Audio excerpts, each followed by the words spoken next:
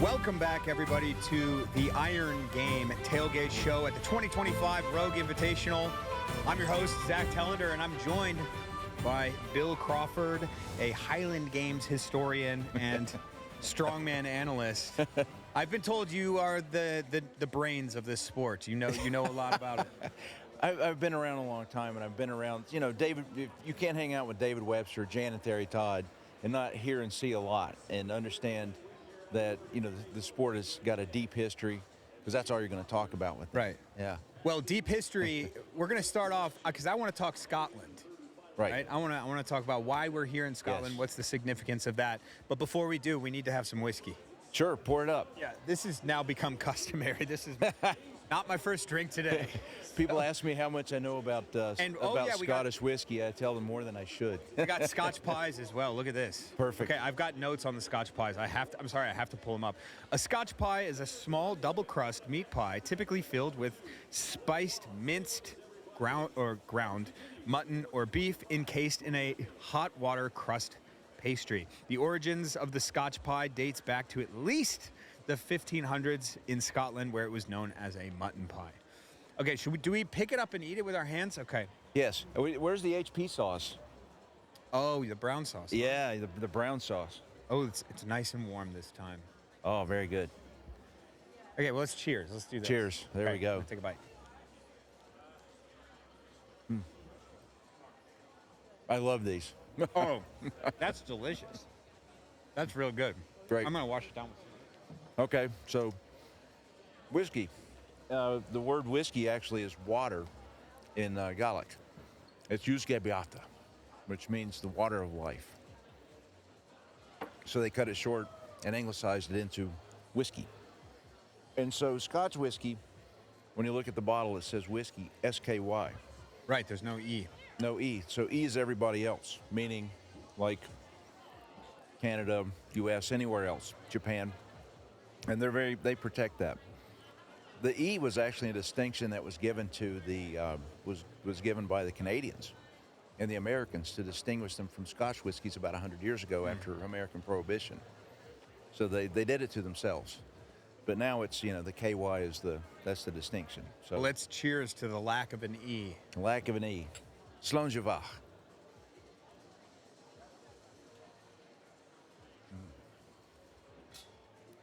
Oh, man, that's smooth. Very good, very smooth. It's a local from Aberdeen, actually. Yeah. Aberdeen whiskey, which is 46 proof, which is pretty stout. Yeah. I like it. What have you done so far in Scotland since you've been here? So I've been working with the Rogue Try It, which has been really successful. We've got Highland Games athletes, really good Highland Games athletes, male and female, to show, some of the implements and have a weight over bar apparatus and give you a chance maybe to try the shot put. It's been very popular. Another event that we're having is the stone lifting. You actually got to try it. You did very well. Yes, I did, and I got some battle scars here. That's awesome. That's good. But we've got some of the top stone lifters. Brett Nickel, who has the Nickel Stones. It's the Nickel Stone team, and Mark Sheriffs and a whole crowd. They're just fantastic stone lifters. I couldn't lift the nickel stones. I could lift one of them, Yes. but Well, they were telling me that. Well, they're count. like the Denny stones that you don't really straddle them. You reach down and pick them up side to side. The idea is to carry them, so that's a difference than just straddling them and just lifting them. It's a completely different feel. Yeah. Because they get stuck on the side of your legs. That's why standing up straight, with the side to side lift of the Denny's is very, very difficult, very challenging. I want to talk. First off, I hope you're wearing underwear under that kilt. That's why I'm keeping my hands here. We're gonna have to wipe down the sofa after this. Hey, I promise you, I'm not drunk. No, but what I do want to talk about Scotland and its place in strongman sport or strength sport, and why Aberdeen's significant or just Scotland is significant. Well, it's very clear. I'm going to be very clear about this. The modern strongman sport is born on the playing fields of Highland Games, and Scottish Highland Games. And when you look at it, stone lifting, the McGlashan stones were carved and lifted on Highland Games playing fields. And they were one of the first events in strongman. Weight over bar, caber toss in the first World's Strongest Men competitions. World's Strongest Man started out as World's Strongest Men, if you will look at the old ones. Terry Todd was good friends with David Webster and had been around Highland Games, and Jan Todd had lifted the Denny Stones, the first female to do that, and they'd been to Scotland many times. And so basically drawing from the strength culture and history from Scotland, and that's how they started World's Strongest Man and strongman sport as we understand it today. And so that just happens to be back in Aberdeen, or was it kind of a purposeful pick from Rogue? Or I guess, yeah. I mean, what beautiful. I mean, this is. Is there a cooler place to be than Scotland? I mean, that's Yeah. and not just the fact I've been so involved with Highland Games and strongman, but my personal family history and that kind of thing. But it's just an unbelievable place. In the gnarlyometer, it's a solid 9.5. Yeah, yeah. With Scotland, and then right next to it's probably your Iceland, Yes. I want to talk about the evolution of strongman as far as like numbers go, athlete performance, those sorts of things are really interesting to me. If, oh, look. Oh, hey, he showed up. He's showing up. We got Magnus Ver Magnusson. He heard we were having whiskey, and he loves whiskey. He's going to jump in. I'm kidding. I don't think he even likes it. Who's pulling up? Yeah, the evolution. How are you? All right. Zack Telander. Nice to meet you. Cannot believe that I'm sitting across from Magnus Ver Magnusson. Right. This is actually crazy. The metrics, World's Strongest Man. I remember I used to watch that on ESPN2, and I was looking at this guy, right there. Yeah, I just started wandering around. For some reason, I couldn't answer Bill's calls. He was trying to get a hold of me. So I figured, he's around here somewhere. I'll run into him. You just start walking around. He's got to be somewhere. Crawford's somewhere. I'll just listen and see where he's talking. How long have you two known each other? Long time. Yeah. Yeah. Many years. Yeah. Yeah. Magnus, would you like some whiskey? No, I'm good. Thank you. Okay. You want to bring that mic in a little bit closer to your face there?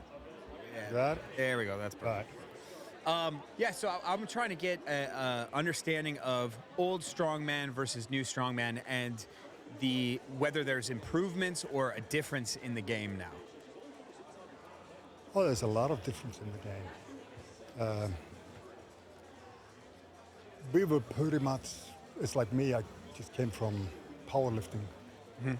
Started doing a bit of strongman kind of as a side hustle. And I ended up doing pretty good. I was one of these things that powerlifters a lot of times had problems kind of moving into something like that. It's a total different game. Yeah. Or even doing Highland Games and stuff like that. I didn't have much problems with it. I became the European powerlifting champion in '91, and I won World's Strongest Man in '91. So that was, and first time I entered it as a reserve. Yeah. But do you think, like, compared to the guys now, do you think that they're more, I don't know, science-based, or the way they're eating, is it different? Is any, like, have you noticed any sort of changes from the way that you might have trained or that you've seen? Oh, absolutely. I'll tell you one thing. If I would have had access to everything these guys are doing now, everything, all the science with the nutrition, even with the training and all that, I'd still be kicking ass. Yeah. Dr. Bill, what do you think about that? I agree, because I think the guys from the past would have figured out how to be good, just like bodybuilders. I mean, Arnold would have still been Arnold. Yeah, he's still. I really feel that, because those are the best guys then, and they would have figured out a way to still be the best guys. And we've had conversations about that. I mean, I think we started off with a conversation about, the modern sport of strongman started off on the playing fields of Highland Games. Pretty much, yeah. He also was on the podium twice for World Championships in Highland Games. He placed third in the World Championships twice as a thrower. Very rare. That's like Jeff Capes type stuff. Yeah. Yeah. I mean, so you're Icelandic, correct? Yes. Yes. And that's also incredibly historically important to all strength games as well, right? Well, in our history books and all these sagas, and there are stories about strong people, tough people, and people that came to Iceland in the beginning. It was a tough life. Only the strongest survived. Yes. Yeah.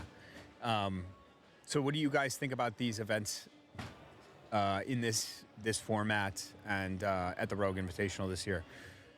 I mean, the wheels are beautiful. I mean, they actually took, I hope everybody was paying attention, the 1987 Huntley Castle, and they didn't have World's Strongest Man that year, so Doug Edmonds put together the Huntley Castle pure strength production and had Jan Paul Sigmarsson and Bill Kazmaier, Jeff Capes to come in like the top 3 guys. So he's going to have, the cream of the cream to come together and have this fantasy contest with 10 events.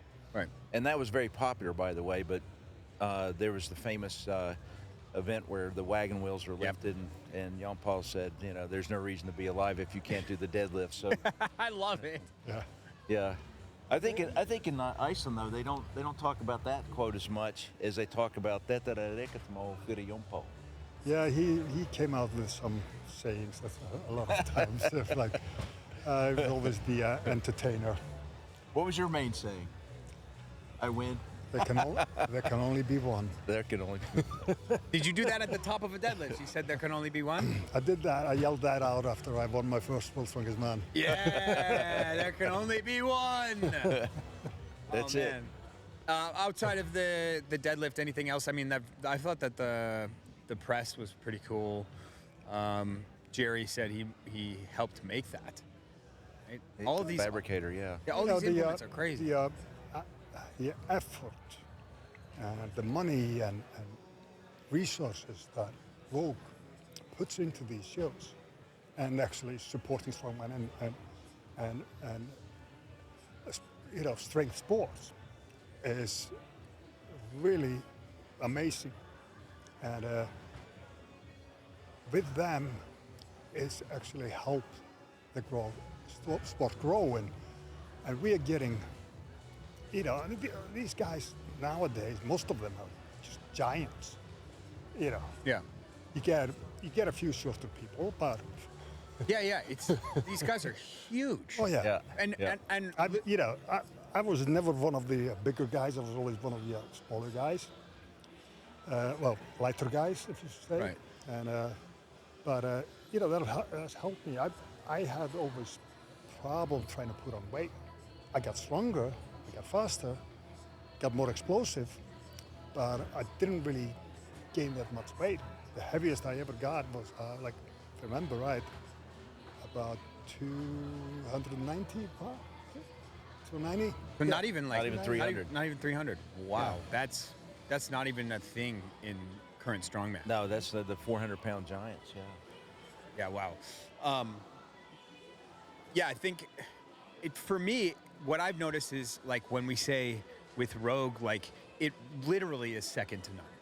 There's nothing even close. The stuff that I've seen in the past years as well, I mean, the cannons that are in this year, like those things are crazy. The craftsmanship that it takes to make those implements and then have, these guys use them. I think it's incredible from my standpoint. Someone who doesn't really understand the strongman world, it just makes it fun to watch. Also, they were the first ones to come to Iceland, have like a 3D pictures taken of the Húsafell stone, and then actually they had rocks shipped from the same area, from Húsafell, slightly bigger, brought them over to US, had a guy to chop them out, make Húsafell stone replicas. Same weight as well. Same weight, same size of stone. It's pretty amazing. They've done so many things like that. Like Yeah. all the single-use implements. There was like a wheel that they had. Wheel of Pain. Yeah. Yeah. I mean, I think the main thing was if you're a fan of strongman, the first thing you look at is you say these are beautiful, Yes. and they're one of a kind, like you said, and they're usually like they use them for a specific competition. But I mean, these cannons, when you see them, the Mons Meg, that's from, they've already been showing where the idea came from. Mons Meg, if you go to Edinburgh Castle, and they have, you go up to the top of the parapet, and you can see where these massive cannons live, and they have these big stones. Yeah. These big limestones that they would shoot out of these cannons. And so anybody that's a strongman goes to see these, and you go, the first thing you're thinking is, can I lift this without getting arrested? And it's like, and they're all looking at you like, don't do it, you know? Yeah, now they get the chance to Now they get a chance to actually do it. So they get to live out the fantasy we've all had if you've seen those cannons. Yeah. Magnus, you've broken some Atlas stones before, or you've got some records, you've broken some serious stone records? Yeah, well, at my time, maybe, I was at some point, the best in the stones. But these guys now it's unbelievable. The thing is, the whole difference is, like I said, is they have all these tools to train with. Yeah. They got all sorts of equipment to train with. I didn't have any of that. I didn't have a log to lift. I didn't have Atlas stone to lift. Well, the first of those things, we would just make them. Yeah. We'd get beach balls and make crappy Atlas stones. Yeah, and it's more of a full-time thing from these guys too, right? They eat, sleep, and breathe strongman. Maybe you were doing that as well, but I get this sense from all these like documentaries I see, the amount of food and time and effort that they put into this. It's definitely you gotta, if you wanna succeed in pretty much anything, yes, you gotta be all in, 110% in it. Yes. And you get this dream, you got this end goal that this is what you want to do. And my goal was of course to get to World's Strongest Man and win World's Strongest Man. And then people will say, well, he just got lucky and this and that. So I had a point to prove. Yeah. So that there can only be one. Win a few more. Yeah. But you can't be fair to everybody. No, exactly. So Dr. Bill, you've lifted the Denny stones a few times. A few. Few? Yeah. Yeah, tell me about that. So years ago, there weren't a lot of people that actually had lifted the Denny stones, and I came over with David Webster. The first time I lifted them was actually with Gordon Denny, with David, who wrote the book about Donald Denny himself, and was a relative, like a fourth generation relative from Donald. And so to come over and actually be able to, they were under this little porch at the Patark Inn, and they weren't lashed down like they are now. And we drag them out into the gravel and try to lift them. And so to have a chance to lift them, and I'm standing there talking to me about how to straddle the stones, because I just reached down and picked them up side to side. Yeah. And he says, well, you can also straddle them. There's different approaches. Right. As a Highland Games athlete, having the rings in your hand feels very natural. You can hook grip, or you don't have to hook grip, or whatever. But and so they started keeping records. So David Webster did for me. This is something Rogue's talked about. The Stoneland documentary will be 10 years old next year. Yeah. And talking about David Webster finding the Denny stones in the Dee River. He took me down to the river just like in the movie and showed me where he had found them. And they basically took a pair of standard barbells and crossed them. He and his training partner, Alec Thompson, who went with us one time to Patark to watch lifts, and crossed those bars under the rings, through the rings, and dragged them up from the river and put them in front of the Patark Like they put them on their shoulder? or just carried them like this. Oh, wow. And so when they got them up, the guys couldn't believe they'd found them, A, and B, they couldn't believe that they'd actually pulled them up. They said, we just carried them up. They didn't know they had the bars. How old are they? The stones, the history goes back to about the 1860s. Wow. Okay. Donald Denny himself was born in the 1830s. And so they would use them to point the bridges. In other words, they would put the stones down, and the ring, they would lash a rope through, and they would take two stones, and they would put a board lash the board onto the ropes, and then lower themselves over the edge to point the bridge. In other words, repair the bridge, the stonework on the bridge. If you've ever been in the Brigade in Patark, that's terrifying. It's 90 feet tall. Yeah. So they would go over the edge, and they would hang off of that and fix the bridge. And so they would have to take the stones to the other side of the bridge. And so one day, young Donald reached down and grabbed them. Not only did he lift them, he didn't lift them and carry them like we would think of a farmer's walk today. We all agree that probably he straddled them and shimmied them over. Yeah. But he still lifted them. And, you know, up until the 1970s, it was thought to be a myth because some guys had lifted them. One of the guys who lifted them with straps was actually David Prowse, who became Darth Vader. Wow. Yeah, David had helped get him. I think he had a role in getting him that part. But David Prowse actually had lifted them with straps, and it was thought that lifting the Denny stones barehanded was a myth. Yeah. And then this 185-pound police officer from Belfast shows up in 1973, Jack Shanks, and lifts them. And then once that happened, the doors blew open. They didn't fly open. I think because there's even I lifted them, you know, in the 90s, and even then, I think on the list I'm like 18th or something. Yeah. There just weren't a lot of guys who had lifted them. Yeah. And I think a lot of strongmen had actually thought that, you know, if you try to lift them and people are taking pictures or film and you don't lift it, that's a hit to your career. So they still had that mythic quality. Yeah. You know, so that was a big deal. And there's some important stones in Iceland as well, correct? Yeah. There's Husafell, and then there's like... Well, there's a few stones. We got like a Brynjolfstak. We got the Drittvik stones, which is the manhood stones.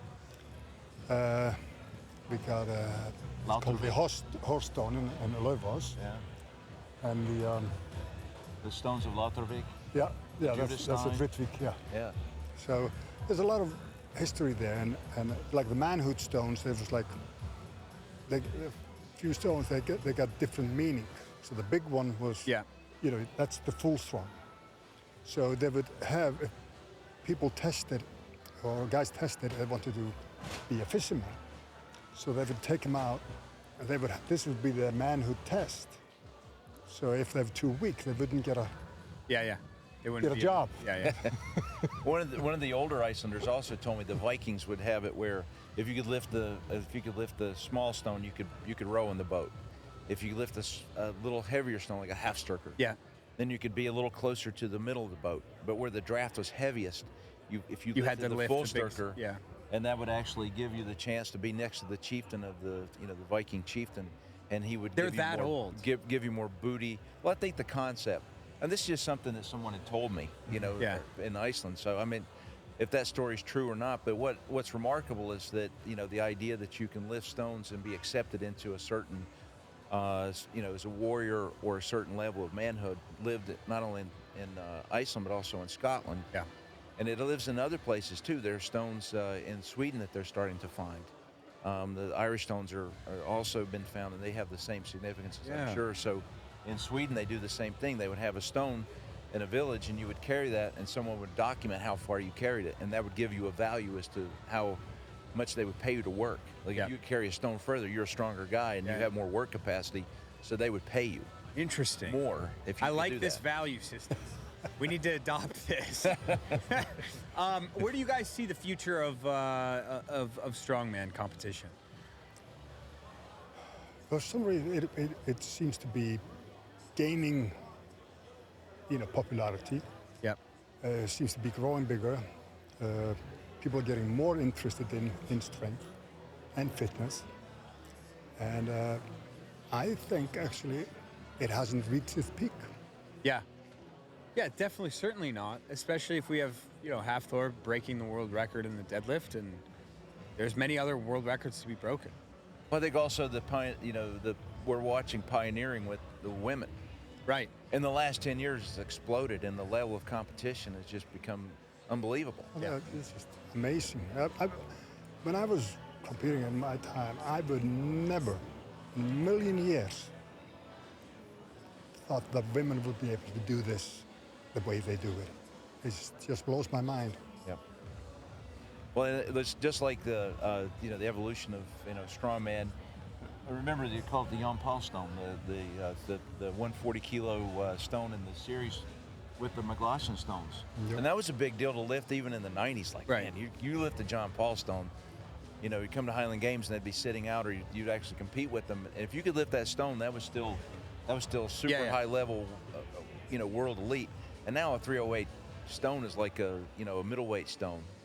That's what I'm talking about is the difference in level. It just keeps getting crazier. I mean, maybe there's going to be more youth that start in strongman earlier, and any time that happens, numbers go up, performance goes up.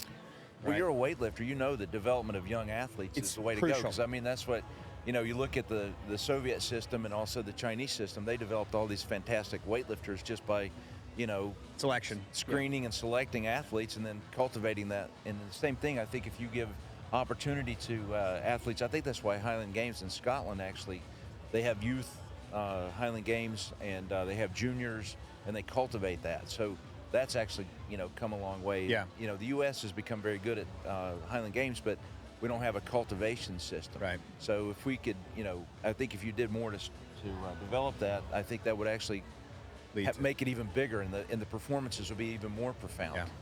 All right, well, we have these plates right here that I want you guys to sign. These will be going off to somebody who wins a competition here at the competition. And it's been signed by everyone who's been on the show. All right. And the trick is you got to hold it in one hand and sign it with you. I'm not that strong anymore. Yeah, so this is going to be signed by everyone. It's signed by Rich Froning so far, Chris Spieler, Jerry, of course, who's going to be back on later tonight.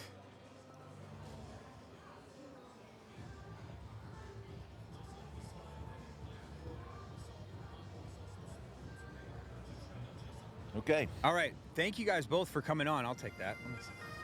Thank you. Oh, thank you. See if I can Thank you so much. Yeah. There we go. Thank you guys for watching. We'll see you next time. This is Iron Game Tailgate.